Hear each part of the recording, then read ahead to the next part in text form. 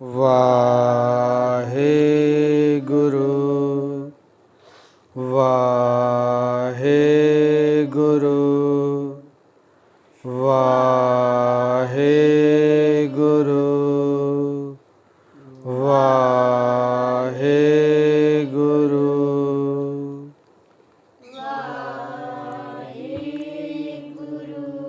ਇਕ ਓੰਕਾਰ ਸਤਿਨਾਮ ਕਰਤਾ ਪੁਰਖ ਨਿਰਭਉ ਨਿਰਵੈਰ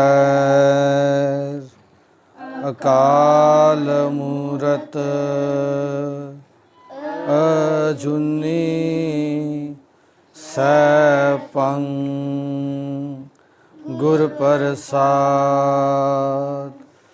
ਇਕ ਓੰਕਾਰ ਸਤਿਨਾਮ ਕਰਤਾ ਪੁਰਖ ਨਿਰਭਉ ਨਿਰਵੈਰ ਅਕਾਲ ਮੂਰਤ ਅਜੂਨੀ ਸੈਭੰ ਗੁਰ ਪ੍ਰਸਾਦ। ਵਾਹਿਗੁਰੂ ਜੀ ਕਾ ਖਾਲਸਾ ਵਾਹਿਗੁਰੂ ਜੀ ਕੀ ਫਤਿਹ। ਮਾਝ ਮਹਿਲਾ ਪੰਜਵਾਂ।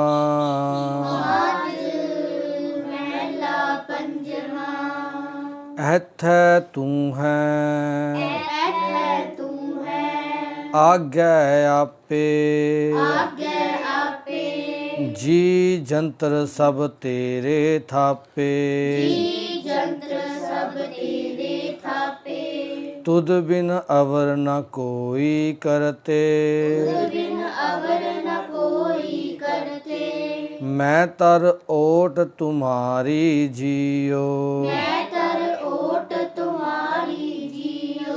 ਰਸਨਾ ਜਪ ਜਪ ਜੀਵੈ ਸੁਆਮੀ ਪਾਰ ਬ੍ਰਹਮ ਪ੍ਰਭ ਅੰਤਰ ਜਾਮੀ। ਜਿਨ ਸੇਵਿਆ ਤਿਨ ਹੀ ਸੁਖ ਪਾਇਆ ਸੋ ਜਨਮ ਨ ਜੂਐ ਹਾਰੀ ਜੀਓ। ਨਾਮ ਅਵਖੁਦ ਜਿਨ ਜਨ ਤੇਰੇ ਪਾਇਆ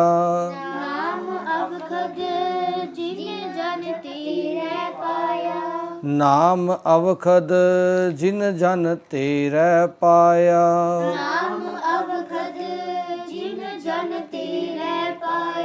ਜਨਮ ਜਨਮ ਕਾ ਰੋਗ ਗਵਾਇਆ ਹਰ ਕੀਰਤਨ ਗਾਵੋ ਦਿਨ ਰਾਤੀ। ਸਫਲ ਇਹਾ ਹੈ ਕਾਰੀ ਜੀਓ। ਦ੍ਰਿਸ਼ਟ ਤਾਰ ਆਪਣਾ ਦਾਸ ਸਵਾਰਿਆ ਘਟ ਘਟ ਅੰਤਰ ਪਾਰ ਬ੍ਰਹਮ ਨਮਸਕਾਰਿਆ। ਇਕ ਸਵਿਨ ਹੋਰ ਦੂਜਾ ਨਾਹੀ ਬਾਬਾ ਨਾਨਕ ਇਹ ਮਤ ਸਾਰੀ ਜੀਓ।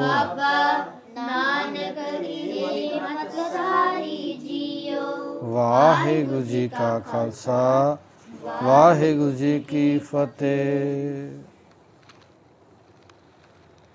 ਗੁਰੂ ਅਰਜਨ ਪਾਤਸ਼ਾਹ ਜੀ ਮਾਝ ਰਾਗ ਦੇ ਵਿੱਚ 107 ਨੰਬਰ ਪੰਨੇ 'ਤੇ ਆਪਾਂ ਨੂੰ ਇਸ ਸ਼ਬਦ ਰਾਹੀਂ ਉਸ ਪਿਆਰੇ ਪਰਮਾਤਮਾ ਦੀ ਸਿਫਤ ਸਲਾਹ ਬਾਰੇ ਆਪਾਂ ਦੱਸ ਰਹੇ ਨੇ ਵੀ ਕਿਉਂ ਕਰਨੀ ਚਾਹੀਦੀ ਆ, ਉਹਦੇ ਕੀ ਬੈਨੀਫਿਟ ਨੇ। ਐਥੈ ਤੂੰ ਹੈ ਆਗੈ ਆਪੇ। ਐਥੈ ਮਤਲਬ ਇਸ ਲੋਕ ਵਿੱਚ, ਆਗਿਆ ਮਤਲਬ ਪਰਲੋਕ ਵਿੱਚ। ਆਗਿਆ ਮਤਲਬ ਜਿੱਥੇ ਸਾਨੂੰ ਕੁਛ ਨਹੀਂ ਪਤਾ ਜਿਸ ਚੀਜ਼ ਬਾਰੇ। ਕਹਿੰਦੇ ਹੇ ਭਾਈ, ਹੇ ਕਰਤਾਰ, हे ਪ੍ਰਮਾਤਮਾ, ਇਸ ਲੋਕ ਵਿੱਚ ਮੇਰਾ ਤੂੰ ਹੀ ਸਹਾਰਾ ਹੈ ਤੇ ਪਰਲੋਕ ਵਿੱਚ ਵੀ ਮੇਰਾ ਤੂੰ ਆਪ ਹੀ ਆਸਰਾ ਹੈ। ਪਰ ਗੁਰੂ ਅਰਜਨ ਪਾਤਸ਼ਾਹ ਸਾਨੂੰ ਸਮਝਾ ਰਹੇ ਨੇ ਕਿ ਇਸ ਸੰਸਾਰ ਵਿੱਚ ਵੀ ਉਹ ਪ੍ਰਮਾਤਮਾ ਦੇ ਨਿਯਮ ਕਰਦੇ ਨੇ ਤੇ ਅੱਗੇ ਵੀ ਸਾਰੇ ਕਿਤੇ ਪ੍ਰਮਾਤਮਾ ਦੇ ਨਿਯਮ ਹੀ ਕੰਮ ਕਰਦੇ ਨੇ।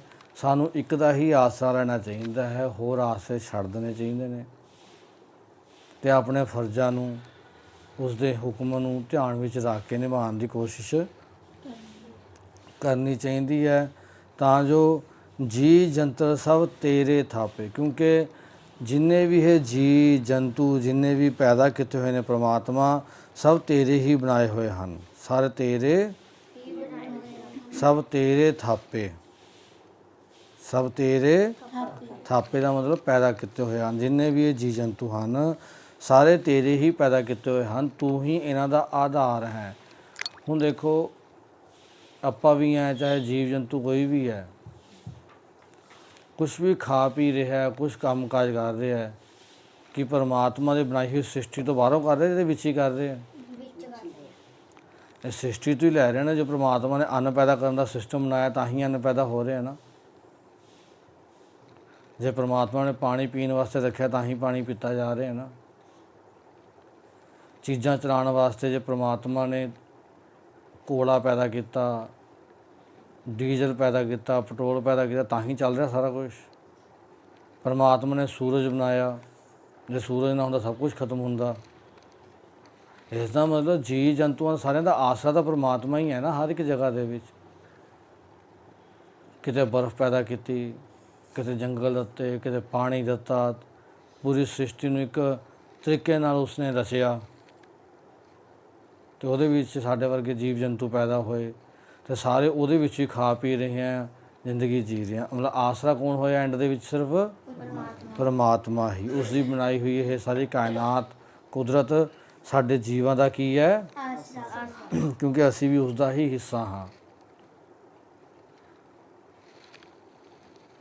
ਤੁਧ ਬਿਨ ਅਵਰ ਨਾ ਕੋਈ ਕਰਤੇ। ਹੇ ਪ੍ਰਮਾਤਮਾ, ਮੈਨੂੰ ਗੁਰੂ ਜੀ ਕਹਿੰਦੇ ਚੀਜ਼ ਪਤਾ ਲੱਗ ਗਿਆ ਵੀ ਤੇਰੇ ਤੋਂ ਬਿਨਾਂ ਹੋਰ ਕੋਈ ਨਹੀਂ ਹੈ। ਇਹ ਸਭ ਕੁਛ ਕਰਨ ਵਾਲੇ ਪ੍ਰਮਾਤਮਾ, ਸਭ ਕੁਛ ਤੂੰ ਹੀ ਹੈ। ਇਸ ਸ੍ਰਿਸ਼ਟੀ ਨੂੰ ਬਣਾਉਣ ਵਾਲਾ, ਇਸ ਦੇ ਜਦੇ ਜਦੇ ਵਿੱਚ ਤੇਰੇ ਨਿਯਮ ਹੀ ਲਾਗੂ ਹੋ ਰਹੇ ਨੇ, ਹੋਰ ਕੋਈ ਚੀਜ਼ ਲਾਗੂ ਨਹੀਂ ਹੋ ਰਹੀ। ਮੈਂ ਧਰ ਓਟ ਤੁਮਾਰੀ ਜੀਓ। ਧਰ ਦਾ ਮਤਲਬ ਆਸਰਾ, ਓਟ ਦਾ ਮਤਲਬ ਵੀ ਸਹਾਰਾ। ਮੈਨੂੰ ਵੀ ਤੇਰੀ ਹੀ ਓਟ ਹੈ ਤੇ ਤੇਰਾ ਹੀ ਆਸਰਾ ਹੈ। ਰਸਨਾ ਜਪ ਜਪ ਜੀਵੈ ਸੁਆਮੀ। हे ਮੇਰੇ ਪਰਮਾਤਮਾ, ਪਾਰ ਬ੍ਰਹਮ ਸੁਆਮੀ, हे ਮਾਲਕ, ਮੇਰੀ ਇਹ ਜੀਵ ਸਿਰਫ ਤੈਨੂੰ ਹੀ ਜਪ ਜਪ ਕੇ ਆਤਮਕ ਜੀਵਨ ਹਾਸਲ ਕਰਦੀ ਹੈ, ਤੇਰੇ ਹੀ ਗੁਣ ਗਾ ਗਾ ਕੇ।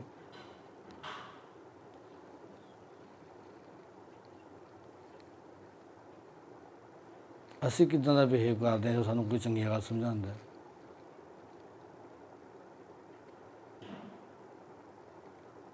ਫਿਰ ਹੋਊਗਾ ਪਤਾ ਅੱਗੇ ਜਾ ਕੇ ਕੀ? ਜੇ ਅਸੀਂ ਚੰਗੇ ਚੀਜ਼ਾਂ ਨੂੰ ਇਗਨੋਰ ਕਰਾਂਗੇ, ਚੰਗੀਆਂ ਗੱਲਾਂ ਲਈ ਹੁਣ ਸਮਾਂ ਨਹੀਂ ਦੇਵਾਂਗੇ,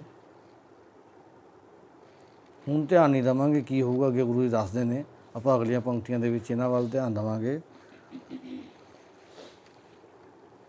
ਪਾਰ ਬ੍ਰਹਮ ਪ੍ਰਭ ਅੰਤਰਜਾਮੀ। ਉਸ ਪਾਰ ਬ੍ਰਹਮ ਨੂੰ, ਉਸ ਪਰਮਾਤਮਾ ਨੂੰ, ਉਸ ਅੰਤਰਜਾਮੀ ਨੂੰ ਇਹ ਜੀਵ ਜਪ ਜਪ ਕੇ, ਇਹ ਜੀਵਾ ਜਪ ਜਪ ਕੇ ਜੀ ਰਹੀ ਹੈ। ਸਵਾਸ ਸਵਾਸ ਉਸ ਨੂੰ ਜਪ ਰਹੀ ਹੈ। ਜਿਨ ਸੇਵਿਆ ਤਿਨ ਹੀ ਸੁਖ ਪਾਇਆ। ਪਰ ਜਿਨ੍ਹਾਂ ਨੇ ਵੀ ਗੁਰੂ ਦੀ ਗੱਲ ਨੂੰ ਮੰਨਿਆ, ਗੁਰੂ ਦੇ ਸ਼ਬਦ ਦੀ ਵਿਚਾਰ ਕੀਤੀ, ਚੰਗੀਆਂ ਗੱਲਾਂ ਨੂੰ ਅੰਦਰ ਧਾਰਨ ਕੀਤਾ, ਤਿਨ ਹੀ ਸੁਖ ਪਾਇਆ। ਉਹਨੇ ਹੀ ਜਿਹਨੇ ਪਰਮਾਤਮਾ ਦਾ ਨਾਮ ਕੀ ਹੈ? ਉਹਦੇ ਗੁਣਾਂ ਦੇ ਅਨੁਸਾਰ ਜੀਵਨ ਜੀਣਾ, ਉਹਦੇ ਹੁਕਮ ਦੇ ਅਨੁਸਾਰ ਜੀਵਨ ਜੀਣਾ, ਇਹੀ ਪਰਮਾਤਮਾ ਦਾ ਨਾਮ ਹੈ ਨਾ। ਪਰਮਾਤਮਾ ਕਹਿੰਦੇ ਸਵੇਰੇ ਉੱਠ ਕੇ ਪਾਠ ਕਰੋ। ਉੱਠਦੇ ਹਾਂ ਅਸੀਂ ਜਲਦੀ? ਆਪਣੇ ਆਪ ਸੋਚ ਕੇ ਦੇਖੋ ਆਪਾਂ ਸਾਰੇ। ਪਰਮਾਤਮਾ ਕਹਿੰਦੇ ਬਚਪਨ ਹੈ, ਪੜ੍ਹਾਈ ਵਾਲੇ ਪਾਸੇ ਲਾਣਾ ਹੈ। ਮਾਂ ਬਾਪ ਨਾਲ ਕਿੱਦਾਂ ਬੋਲਣਾ ਸਿਖਾਉਂਦੇ ਨੇ ਨਾ ਗੁਰੂ ਨਾਨਕ ਪਾਤਸ਼ਾਹ। ਸਾਡਾ ਬਿਹੇਵ ਕਿਹੋ ਜਿਹਾ ਹੁੰਦਾ। ਇਹ ਸੁੱਖ ਤਾਂ ਹੀ ਪ੍ਰਾਪਤ ਹੋਣਗੇ ਜਿਹਨੇ ਸੇਵਿਆ, ਜਿਹੜਾ ਸੇਵਾ ਕਰੂਗਾ, ਜਿਹੜਾ ਸਿੱਖਿਆਵਾਂ 'ਤੇ ਚੱਲੂਗਾ, ਉਸ ਨੂੰ ਹੀ ਸੁੱਖ ਪ੍ਰਾਪਤ ਹੋਣੇ ਨੇ। ਨਹੀਂ ਤੁਸੀਂ ਵੀ ਦੁਖੀ, ਅਸੀਂ ਵੀ ਦੁਖੀ। ਇਹ ਸਾਰੀ ਉਮਰ ਐਂ ਦੁੱਖਾਂ 'ਚ ਨਿਕਲ ਜਾਣੀ ਹੈ। ਸਾਰੀ ਉਮਰ ਕਲਪੀ ਜਾਵਾਂਗੇ ਇੱਕ ਦੂਜੇ ਨੂੰ ਦੇਖ ਦੇਖ ਕੇ। ਕਿਉਂ? ਕਿਉਂਕਿ ਆਪਣੇ ਆਪਣੇ ਫਰਜ਼ ਨੂੰ ਪੂਰਾ ਨਹੀਂ ਨਾ ਕਰ ਰਹੇ ਅਸੀਂ। ਦੁੱਖ ਤਾਂ ਹੀ ਨੇ ਨਾ ਜੇ ਅਸੀਂ ਆਪਣੀ ਆਪਣੀ ਜ਼ਿੰਮੇਵਾਰੀ ਨੂੰ ਪੂਰਾ ਨਹੀਂ ਕਰ। ਤੁਹਾਡੀ ਜ਼ਿੰਮੇਵਾਰੀ ਕੀ ਹੈ? ਇਸ ਟਾਈਮ ਤੁਹਾਡੀ ਜ਼ਿੰਮੇਵਾਰੀ ਕੀ ਹੈ? ਫਿਰ ਕਿ ਅਸੀਂ ਆਪਣੀ ਜ਼ਿੰਮੇਵਾਰੀ ਨਿਭਾ ਰਹੇ ਹਾਂ?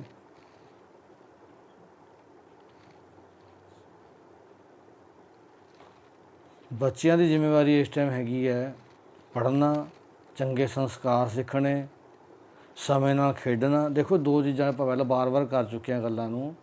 ਜ਼ਿਆਦਾ ਖੇਡਾਂ ਵਾਲੇ ਪਾਸੇ ਨੂੰ ਜੀਵਨ ਨੂੰ ਬਣਾਓ ਜਾਂ ਪੜ੍ਹਾਈ ਵਾਲੇ ਪਾਸੇ ਬਣਾਓ। ਆਪਣੀ ਬੋਡੀ ਨੂੰ ਪਹਿਚਾਨੋ, ਤੁਹਾਡੀ ਬੋਡੀ ਕਿਸ ਚੀਜ਼ ਨੂੰ ਸ਼ਕਤੀਸ਼ਾਲੀ ਤਰੀਕੇ ਨਾਲ ਕਰ ਸਕਦੀ ਹੈ। ਜੋ ਤੁਸੀਂ ਸ਼ਕਤੀਸ਼ਾਲੀ ਤਰੀਕੇ ਨਾਲ ਮਿਹਨਤ ਕਰ ਸਕਦੇ ਹੋ, ਜੋ ਮਾਹੌਲ ਤੁਹਾਡੇ ਲਵੇ ਹੈ, ਉਸ ਨੂੰ ਆਪਣੀ ਤਾਕਤ ਬਣਾਓ ਨਾ। ਸਾਡਾ ਜੀਵਨ ਨਾ ਖੇਡਾਂ ਵਾਲੇ ਪਾਸੇ ਉੱਪਰ ਜਾ ਪਾਉਂਦਾ ਹੈ, ਨਾ ਪੜ੍ਹਾਈ ਵਾਲੇ ਪਾਸੇ ਉੱਪਰ ਜਾ ਪਾਉਂਦਾ ਹੈ। ਫਿਰ ਸਾਰੀ ਜ਼ਿੰਦਗੀ ਜਦੋਂ ਕੁਛ ਨਹੀਂ ਬਣ ਪਾਉਂਦੇ, ਫਿਰ ਜੀਵਨ ਸਟਰਗਲ। ਮੈਨੂੰ ਕਹਿੰਦੇ ਨੌਕਰੀਆਂ ਨਹੀਂ ਮਿਲਦੀਆਂ ਜੀ, ਕੰਮ ਨਹੀਂ ਮਿਲਦਾ ਜੀ, ਹੁਣ ਅਸੀਂ ਕੀ ਕਰੀਏ। ਫਿਰ ਕਸੂਰ ਪਰਮਾਤਮਾ ਦਾ ਜਾਂ ਸਰਕਾਰਾਂ ਦਾ। ਸਰਕਾਰਾਂ ਦੇ ਮੂੰਹ ਵੱਲ ਅਸੀਂ ਮੰਗਤਿਆਂ ਵਾਂਗੂ ਦੇਖੀ ਜਾਂਦੇ ਹਾਂ। ਕੀ ਅਸੀਂ ਮੰਗਤੇ ਹਾਂ ਕਿ ਸਾਡੇ ਅੰਦਰ ਆਪਣੇ ਤਾਕਤ ਨਹੀਂ ਦਿੱਤੀ ਕੁਛ ਕਰਨ ਦੀ? ਫਿਰ ਸਮਾਂ ਕਿਉਂ ਖਰਾਬ ਕਰਦੇ ਹੋ ਉਸ ਤਾਕਤ ਨੂੰ ਪੈਦਾ ਕਰਨ ਦਾ? ਇਹ ਐਨਰਜੀ ਇਸੇ ਉਮਰ 'ਚ ਪੈਦਾ ਹੋਣੀ ਹੈ, ਫਿਰ ਅੱਗੇ ਜਾ ਕੇ ਪੈਦਾ ਨਹੀਂ ਹੁੰਦੀ ਜਲਦੀ ਜਲਦੀ। ਫਿਰ ਤਾਂ ਕਰੋੜਾਂ ਅਰਬਾਂ 'ਚ ਕੋਈ ਇੱਕੇ ਹੁੰਦਾ ਜਿਹਨੂੰ ਤਾਕਤ ਨਾਲ ਉਸ ਟਾਈਮ ਵੀ ਧੱਕਾ ਕਰ ਲੈਂਦਾ। ਨਹੀਂ, ਹਰ ਇੱਕ ਨਹੀਂ ਕਰ ਪਾਉਂਦਾ। ਜੇ ਹਰ ਇੱਕ ਕਰ ਪਾਉਂਦਾ ਹੁੰਦਾ ਫਿਰ ਹਾਲਾਤ ਸਾਡੇ ਹੋਰ ਹੁੰਦੇ, ਆਪਣੇ ਇਸ ਪੰਜਾਬ ਦੇ, ਇਸ ਦੇਸ਼ ਦੇ, ਜੋ ਪੂਰੀ ਦੁਨੀਆ ਦੇ। ਕਿਉਂਕਿ ਪੜ੍ਹਾਈ ਸਹੀ ਤਰੀਕੇ ਨਾਲ ਨਹੀਂ ਕੀਤੀ ਜਾ ਰਹੀ। ਫਿਰ ਕੀ ਹੁੰਦਾ? ਗੁਰੂ ਜੀ ਕਹਿੰਦੇ ਜਿਨ ਸੇਵਿਆ ਤਿਨ ਹੀ ਸੁਖ ਪਾਇਆ, ਪਰ ਜਿਸ ਨੇ ਨਹੀਂ ਸੇਵਿਆ ਉਹਦਾ ਕੀ ਹੋਊਗਾ? ਸੋ ਜਨਮ ਨ ਜੂਐ ਹਾਰੀ ਜੀਓ। ਜਿਸ ਨੇ ਸੇਵਿਆ ਉਸਨੇ ਸੁਖ ਪਾਇਆ, ਉਹਦਾ ਜਨਮ ਜੂਏ ਵਿੱਚ ਖਤਮ ਨਹੀਂ ਹੁੰਦਾ। ਪਰ ਜਿਹੜਾ ਨਹੀਂ ਸੇਵੂਗਾ, ਨਹੀਂ ਸਿੱਖਿਆਵਾਂ ਚੱਲੂਗਾ, ਉਹਦਾ ਜਨਮ ਜੂਏ ਦੀ ਬਾਜੀ ਤਰ੍ਹਾਂ। ਜਿਵੇਂ ਆਪਾਂ ਜੂਆ ਖੇਡ, ਜੂਆ ਕੀ ਹੁੰਦਾ? ਜਿਹੜੇ ਲੋਕ ਪੈਸੇ ਲੈ ਕੇ ਗੇਮਾਂ ਖੇਡਦੇ ਨੇ, ਵੀ ਗੈਂਬਲਿੰਗ ਕਹਿੰਦੇ ਨਾ, ਗੈਂਬਲਿੰਗ TV 'ਤੇ ਦੇਖਦੇ ਹਾਂ ਆਪਾਂ, ਫਿਲਮਾਂ 'ਚ ਵੀ ਦੇਖਦੇ ਹਾਂ। ਉਹ ਜਿਵੇਂ ਜ਼ਿੰਦਗੀ ਹਾਰ ਜਾਂਦੇ ਨੇ ਨਾ ਆਪਣੀ, ਇੱਦਾਂ ਸਾਡਾ ਇਹ ਜਨਮ ਅਸੀਂ ਹਾਰ ਰਹੇ ਹਾਂ। ਕਾਹਦੇ ਵਿੱਚ ਹਾਰ ਰਹੇ ਹਾਂ? ਅਸੀਂ ਜੂਏ ਵਿੱਚ। ਕਿਉਂਕਿ ਰੋਜ਼ ਸਵੇਰੇ ਸਾਨੂੰ ਸਮਝਣਾ ਪੈਂਦਾ ਕਿ ਸਾਡੇ ਕਰਮ ਕੀ ਨੇ। ਸਾਡੇ ਫੇਸ ਨਹੀਂ ਸਹੀ ਹੋਣ ਜਾਂਦੇ।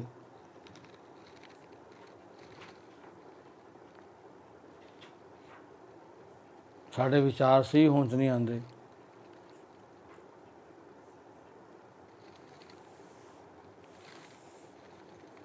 ਇਹ ਜਨਮ ਐਂ ਨਿਕਲ ਜਾਣਾ। ਫਿਰ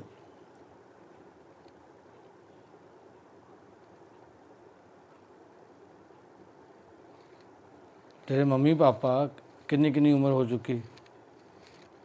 ਚੁੱਕੀ ਨਾ। ਪੜ੍ਹਨਾ ਪੈਂਦਾ ਨਾ, ਹਜੇ ਵੀ ਪੜ੍ਹ ਰਹੇ ਨੇ ਨਾ। ਉਹ ਵੀ ਹਜੇ ਵੀ ਕਿਉਂ ਪੜ੍ਹ ਰਹੇ ਨੇ ਦੱਸੋ? ਤਾਂ ਜੋ ਹੋਰ ਵਧੀਆ ਬਣ ਸਕੀਏ, ਹੈ ਨਾ। ਆਈਲੈਟਸ ਕਰ ਸਕੀਏ, ਬਾਹਰ ਜਾ ਸਕੀਏ। ਪਰ ਇਹੀ ਪੜ੍ਹਾਈ ਜੇ ਉਹਨਾਂ ਨੇ ਪੜ੍ਹਾਈ ਦੇ ਟਾਈਮ ਕੀਤੀ ਹੁੰਦੀ ਵਧੀਆ ਤਰੀਕੇ ਨਾਲ, ਫਿਰ ਹੁਣ ਨਹੀਂ ਨਾ ਪੜ੍ਹਨਾ ਪੈਣਾ ਸੀ ਫਾਲਤੂ ਦਾ, ਹੈ ਨਾ। ਹੁਣ ਤਾਂ ਘਰ ਦੇ ਕੰਮ ਵੀ ਕਰਨੇ ਪੈਂਦੇ ਨੇ, ਹੈ ਨਾ। ਕਰਨੇ ਪੈਂਦੇ, ਨਹੀਂ ਕਰਨੇ ਪੈਂਦੇ। ਫਿਰ ਆਫਿਸ ਦੇ ਕੰਮ ਵੀ ਕਰਨੇ ਨੇ, ਨੌਕਰੀ ਵਾਲੇ ਕੰਮ ਵੀ ਕਰਨੇ ਨੇ। ਇੱਧਰ ਧਿਆਨ ਦੇ ਮੇਰੇ ਕਰਨੀ ਦੀਪਜੋਤ। ਕਰਨੇ ਪੈਂਦੇ, ਨਹੀਂ ਕਰਨੇ ਪੈਂਦੇ। ਫਿਰ ਤੀਜਾ ਕੰਮ ਪੜ੍ਹਨਾ ਵੀ ਪੈਂਦਾ ਐਕਸਟਰਾ। ਫਿਰ ਤੁਹਾਡਾ ਵੀ ਖਿਆਲ ਰੱਖਣਾ। ਕਿਉਂ? ਕਿਉਂਕਿ ਸਹੀ ਸਮੇਂ 'ਤੇ ਅਸੀਂ ਸਹੀ ਕੰਮ ਨਹੀਂ ਕੀਤੇ, ਫਿਰ ਸਾਡੇ 'ਤੇ ਚੀਜ਼ਾਂ ਵਜਨ ਬਣ ਜਾਂਦੀਆਂ ਨੇ ਆ ਕੇ। ਫਿਰ ਸਾਰਾ ਕੁਝ ਕਰਨਾ ਪੈਂਦਾ, ਫਿਰ ਦਿਖਦੀਆਂ ਨੇ ਵੀ ਹੁਣ ਕੁਝ ਕਰੀਏ। ਜੇ ਪੜ੍ਹਾਈ ਵਾਲੇ ਸਮੇਂ 'ਤੇ ਵਧੀਆ ਤਰੀਕੇ ਨਾਲ ਪੜ੍ਹਾਈ ਕੀਤੀ ਜਾਵੇ, ਹਰ ਕੰਮ ਨੂੰ ਆਪਣੀ ਜ਼ਿੰਮੇਵਾਰੀ ਨੂੰ ਸਹੀ ਸਮੇਂ 'ਤੇ ਕਰੀਏ ਅਸੀਂ, ਅਤੇ ਇਹ ਦੇਖੀਏ ਕਿ ਸਾਡੀਆਂ ਫਸਟ ਪ੍ਰੈਫਰੈਂਸਿਸ ਕੀ ਨੇ, ਸਾਡੇ ਮੇਨ ਹੁਣ ਜ਼ਿੰਮੇਵਾਰੀਆਂ ਕੀ ਨੇ, ਸਾਡੇ 'ਤੇ ਹੁਣ ਕੀ ਜ਼ਿੰਮੇਵਾਰੀਆਂ ਦਾ ਮੇਨ ਵਜਨ ਹੈ, ਸਾਡਾ ਕੀ ਮੁੱਖ ਕੰਮ ਨੇ, ਅਸੀਂ ਉਹਨਾਂ ਵੱਲ ਕੰਸਨਟਰੇਟ ਕਰੀਏ। ਪਰ ਸਾਡਾ ਕੰਮ ਉਹ ਹੈ ਵੀ ਅੱਗਾ ਦੌੜ ਪਿੱਛਾ ਚੋੜ, ਜਿਹੜਾ ਕੰਮ ਹੱਥ 'ਚ ਫੜਿਆ ਉਹਨੂੰ ਪੂਰਾ ਨਹੀਂ ਕਰਨਾ, ਇੱਕ ਹੋਰ ਨੂੰ ਹੱਥ ਪਾ ਲੈਣਾ। ਉਹ ਹਜੇ ਉਹ ਵੀ ਪੁਰਾਣਾ ਵੀ ਨਿਬੜਿਆ ਹੁੰਦਾ, ਨਵਾਂ ਵੀ ਨਿਬੜਿਆ ਹੁੰਦਾ, ਇੱਕ ਹੋਰ ਨੂੰ ਹੱਥ ਪਾ ਲੈਣਾ। ਸਾਡਾ ਜੀਵਨ ਇਸ ਚੱਕਰ 'ਚ ਉਲਝਿਆ ਹੋਇਆ ਹੈ। ਅਸੀਂ ਆਪਣੇ ਕਾਰਜਾਂ ਨੂੰ ਸਹੀ ਤਰੀਕੇ ਨਾਲ ਪਰਫੈਕਸ਼ਨ ਨਾਲ ਕਰਨ ਦੀ ਕੋਸ਼ਿਸ਼ ਹੀ ਨਹੀਂ ਕਰਦੇ ਹੈਗੇ। ਜੀਵਨ 'ਚ ਕੁਝ ਕੁ ਲਕਸ਼ ਹੋਣੇ ਚਾਹੀਦੇ ਨੇ ਬੰਦੇ ਦੇ, ਸਾਰੇ ਲਕਸ਼ ਨਹੀਂ ਬੰਦਾ ਪੂਰੇ ਕਰ ਸਕਦਾ, ਸਾਰਿਆਂ ਨੂੰ ਖੁਸ਼ ਨਹੀਂ ਕਰ ਸਕਦੇ ਆਪਾਂ, ਪਰ ਘੱਟੋ ਘੱਟ ਆਪਣਾ ਜੀਵਨ ਤਾਂ ਵਧੀਆ ਬਣਾ ਸਕਦੇ ਨਾ ਆਪਾਂ। ਜੇ ਸਾਰੇ ਵਿਅਕਤੀ ਆਪਣੇ ਆਪਣੇ ਜੀਵਨ ਨੂੰ ਵਧੀਆ ਬਣਾਉਣ ਵਾਸਤੇ ਮਿਹਨਤ ਕਰਨ ਤਾਂ ਸਾਰੇ ਕਾਮਯਾਬ ਹੋ ਜਾਣ, ਪਰ ਅਸੀਂ ਗੜਬੜਾ ਕਰੀ ਜਾਂਦੇ ਹਾਂ, ਉਹਨੇ ਕੰਮਾਂ ਨੂੰ ਉਲਝਾ ਲੈਂਦੇ ਹਾਂ। ਅਸੀਂ ਇੱਦਾਂ ਆਪਣੇ ਜੀਵਨ ਨੂੰ ਇੱਕ ਜੂਏ ਦੀ ਤਰ੍ਹਾਂ ਹਾਰ ਕੇ ਚਲੇ ਜਾਂਦੇ ਹਾਂ। ਪਰ ਗੁਰੂ ਦੀਆਂ ਸਿੱਖਿਆਵਾਂ ਨੂੰ, ਇਹਨਾਂ ਗੁਲਜ਼ਰਾਂ ਨੂੰ ਸਹੀ ਕਰਦੀਆਂ ਨੇ, ਜਿਹਨੂੰ ਅਸੀਂ ਬਿਲਕੁਲ ਧਿਆਨ ਨਾਲ ਨਹੀਂ ਸਮਝਣ ਦੀ ਕੋਸ਼ਿਸ਼ ਕਰ ਰਹੇ, ਬਿਲਕੁਲ ਧਿਆਨ ਨਹੀਂ ਦੇ ਪਾ ਰਹੇ ਇਹਨਾਂ ਗੁਰੂ ਦੀਆਂ ਸਿੱਖਿਆਵਾਂ ਵੱਲ, ਸਾਨੂੰ ਕੀ ਕਹਿ ਰਹੀਆਂ ਨੇ। ਸਵੇਰ ਤੋਂ ਸ਼ਾਮ ਹੋ ਜਾਂਦੀ, ਆਪਾਂ ਨੂੰ ਇੱਕੋ ਗੱਲ ਸਮਝਾਉਂਦੇ ਸਾਰਿਆਂ ਨੂੰ, ਇੱਕ ਦੂਜੇ ਨੂੰ। ਨਾਮ ਅਵਖਦ ਜਿਨ ਜਨ ਤੇਰਾ ਪਾਇਆ, ਹੇ ਪ੍ਰਭੂ ਜਿਸ ਸੇਵਕ ਨੇ ਤੇਰਾ ਨਾਮ ਰੂਪੀ ਦਵਾਈ ਲੱਭ ਲਈ ਹੈ। ਅਵਖਦ, ਅਵਖਦ ਦਾ ਮਤਲਬ ਜੀ ਦਵਾਈ ਰੂਪੀ ਨਾਮ ਤੇਰਾ ਲੱਭ ਲਿਆ ਹੈ, ਸਮਝ ਲਿਆ ਹੈ। ਜਨਮ ਜਨਮ ਕਾ ਰੋਗ ਗਵਾਇਆ, ਜਿਹੜੇ ਜਨਮਾਂ ਦੇ ਰੋਗ ਲੱਗੇ ਹੋਏ ਨੇ ਨਾ, ਵੀ ਅਸੀਂ ਚੀਜ਼ਾਂ ਨੂੰ ਸਮਝ ਨਹੀਂ ਪਾ ਰਹੇ, ਉਹ ਰੋਗ ਖਤਮ ਹੋ ਜਾਂਦਾ ਹੈ। ਚੀਜ਼ਾਂ ਸਮਝ ਆਉਣ ਲੱਗ ਜਾਂਦੀਆਂ ਨੇ ਕਿ ਮੈਨੇ ਕਰਨਾ ਕੀ ਹੈ ਅਸਲ 'ਚ।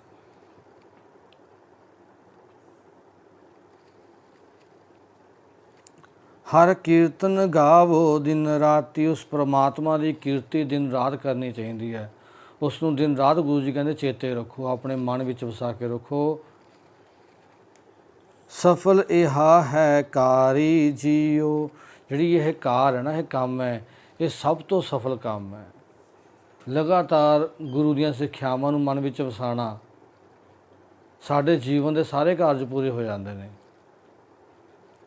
ਪਰਮਾਤਮਾ ਦੀ ਸਿਫਤ ਸਲਾਹ ਕਰੀ ਜਾਣੀ, ਸਾਡੇ ਜੀਵਨ ਦੇ ਸਾਰੇ ਕਾਰਜ ਪੂਰੇ ਹੋ ਜਾਂਦੇ ਨੇ। ਕਿਉਂਕਿ ਇਹ ਗੱਲ ਹਮੇਸ਼ਾ ਯਾਦ ਰੱਖਿਓ, ਸਿਫਤ ਸਲਾਹ ਨੂੰ ਅਸੀਂ ਹੋਰ ਪਾਸੇ ਲੈ ਜਾਂਦੇ ਹਾਂ। ਸਿਫਤ ਸਲਾਹ ਵਾਲਾ ਬੰਦਾ ਕਦੀ ਵੀ ਭਿਖਾਰੀ ਨਹੀਂ ਬਣੂਗਾ।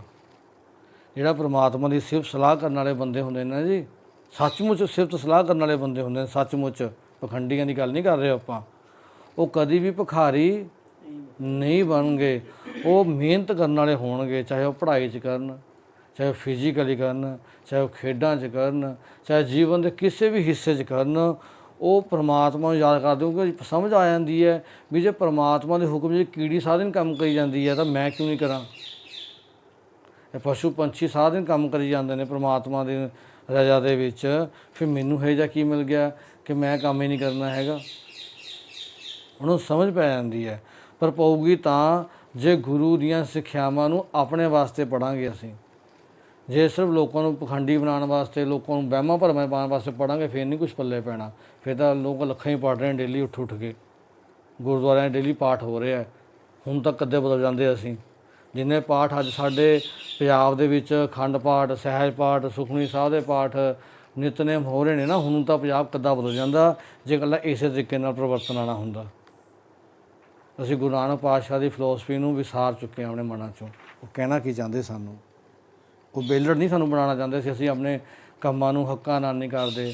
ਸਾਡੇ ਕਿਰਪਾਨਾਂ ਪਾਈਆਂ ਹੁੰਦੀਆਂ ਨੇ, ਅੰਮ੍ਰਿਤ ਛਕੇ ਹੁੰਦੇ ਨੇ, ਅਸੀਂ ਫਿਰ ਲੋਕਾਂ ਨਾਲ ਠੱਗੀਆਂ ਮਾਰਦੇ ਸਾਰਾ ਦਿਨ ਫਿਰੀ ਜਾਂਦੇ ਹਾਂ। ਫਿਰ ਲੋਕਾਂ ਨਾਲ ਧੋਖਾਧੜੀ ਕਰੀ ਜਾਂਦੇ ਹਾਂ, ਪਾ ਕੇ ਕਿਰਪਾਨਾਂ ਵੱਡੀਆਂ ਵੱਡੀਆਂ।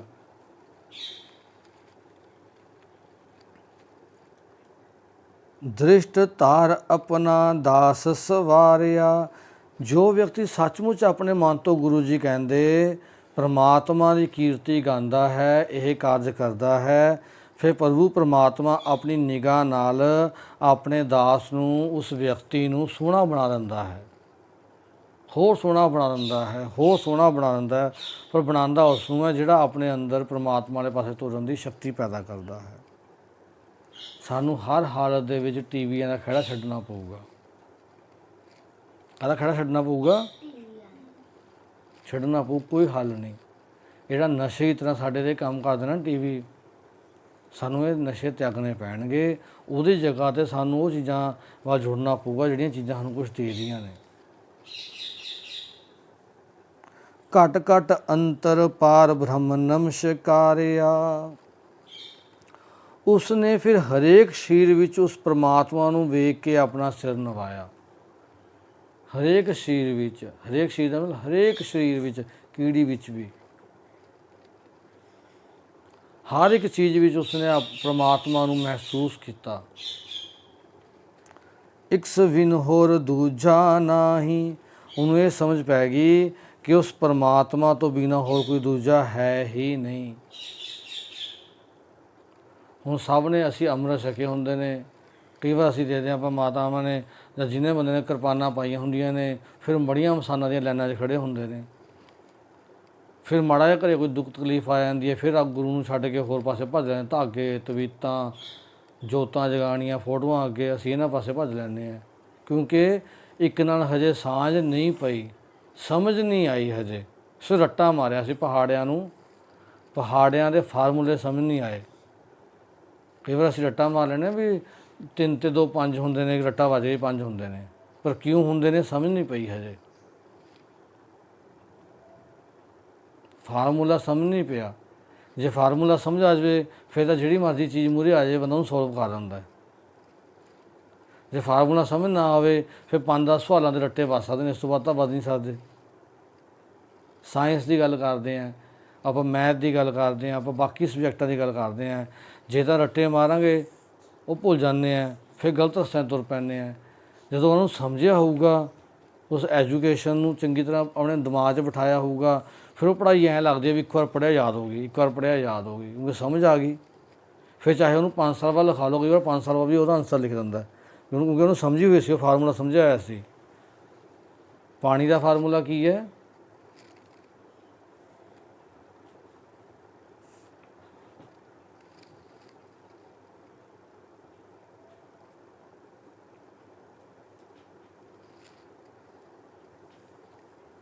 ਪਤਾ ਹੋਣਾ ਚਾਹੀਦਾ ਨਾ, ਤੁਸੀਂ ਹੁਣ ਪੜ੍ਹ ਰਹੇ ਹੋ, ਤੁਹਾਡੇ ਸਬਜੈਕਟਾਂ ਦੇ ਵਿੱਚ ਹੋਊਗਾ ਮੇਰੇ ਹਿਸਾਬ ਨਾਲ। ਇਹ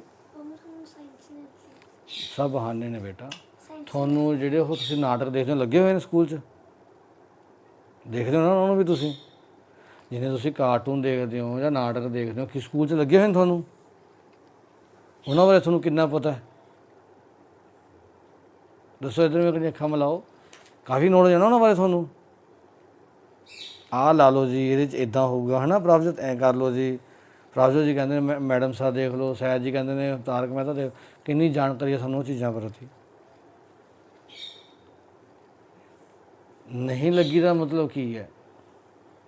ਤੁਹਾਡਾ ਹਿੱਸਾ ਹੈ ਜਾਂ ਨਹੀਂ ਹੈ ਇਹ ਚੀਜ਼? ਇਕਸ ਬਿਨ ਹੋਰ ਦੂਜਾ ਨਾਹੀਂ। ਇੱਕ ਤੋਂ ਬਿਨਾਂ, ਪਰਮਾਤਮਾ ਤੋਂ ਬਿਨਾਂ ਹੋਰ ਕੋਈ ਦੂਜਾ ਨਹੀਂ ਹੈ। ਬਾਕੀ ਸਭ ਝੂਠ ਨੇ, ਲੋਕਾਂ ਦੇ ਬਣਾਏ ਹੋਏ ਨੇ। ਬਾਬਾ, ਇੱਥੇ ਬਾਬਾ ਦਾ ਮਤਲਬ ਹੈ ਹੇ ਭਾਈ, ਧਿਆਨ ਨਾਲ ਸੁਣ। ਇੱਥੇ ਬਾਬਾ ਸ਼ਬਦ ਉਜਰੋ ਨਹੀਂ, ਹੇ ਭਾਈ। ਨਾਨਕ ਜੀ ਇਹ ਗੱਲ ਕਹਿ ਰਹੇ ਹਨ, ਇਹ ਮਤ ਸਾਰੀ ਜੀਓ, ਇਹੀ ਸਭ ਤੋਂ ਸ੍ਰੇਸ਼ਟ ਸੂਝ ਹੈ। ਇਹ ਮਤ ਸਾਰੀ ਜੀਓ, ਮੇਨ ਸਾਰੀ ਸਭ ਤੋਂ ਵੱਡੀ ਸੂਝ ਗੁਰੂ ਨਾਨਕ ਪਾਤਸ਼ਾਹ ਕਹਿ ਰਹੇ ਨੇ, ਗੁਰੂ ਅਰਜਨ ਪਾਤਸ਼ਾਹ ਦੇ ਰੂਪ ਦੇ ਵਿੱਚ। ਇਹੀ ਅਸਲ ਦੇ ਵਿੱਚ ਮੱਤ ਹੈ ਸਾਰੀ, ਇਹੀ ਸੂਝ ਹੈ ਕਿ ਪਰਮਾਤਮਾ ਤੋਂ ਬਿਨਾਂ ਹੋਰ ਕੋਈ ਦੂਜਾ ਨਹੀਂ ਹੈ। ਵਾਹਿਗੁਰੂ ਜੀ ਕਾ ਖਾਲਸਾ, ਵਾਹਿਗੁਰੂ ਜੀ ਕੀ ਫਤਿਹ।